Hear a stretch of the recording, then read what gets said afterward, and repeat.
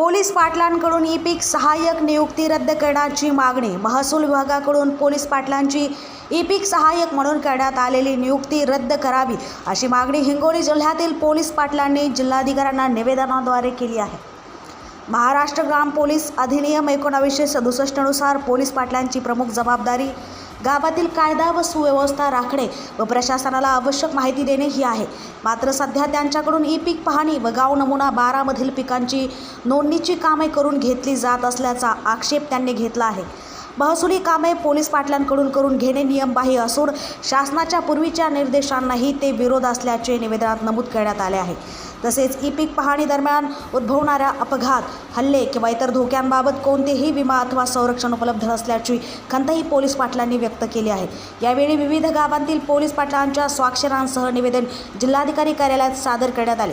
हिंगोली लाईव्हसाठी चंद्रकांत वैद्य. विभागातर्फे जे पोलीस पाटलांना आम्हाला ई-पीक पाहणीचे जे आवेदन दिलेलं आहे ते आम्हाला नको आहे. कारण एवढं गृह विभागाचं आणि महसूल विभागाचं दोन्ही आम्ही कामं करतो आणि करताना बऱ्याच अडचणी ई-पीक पाहणी करताना आम्हाला येत आहेत. हे आम्हाला सरळ आम्ही आता इथं कलेक्टर ऑफिसकडे आलेलो आहोत. आम्ही एक निवेदन देणार आहे की आम्ही हे करणार नाही म्हणून. मागणी नाही झाली म्हणून मागणी नाही झाली तर आम्हाला जे कमीत कमी ज्या अडचणी आहेत आमच्या, आम्हाला टॅब नाही किंवा आम्हाला त्याच्यामध्ये ज्या सुविधा असतात त्या सुविधा पण त्यांनी दिलेल्या नाहीत किंवा त्यांचा जे निधी असतो ते निधी पण भेटत नाही, इन्शुरन्स भेटत नाही. आम्हाला आता प्रत्येक शेतकऱ्यांच्या शेतात जायचं, तिथपर्यंत जाऊन त्या चिखलामध्ये तुडवत जाऊन ती ई-पीक पाहणी झाल्याच्या नंतर बी बरेच अडचणी तिथं आम्हाला येत आहेत.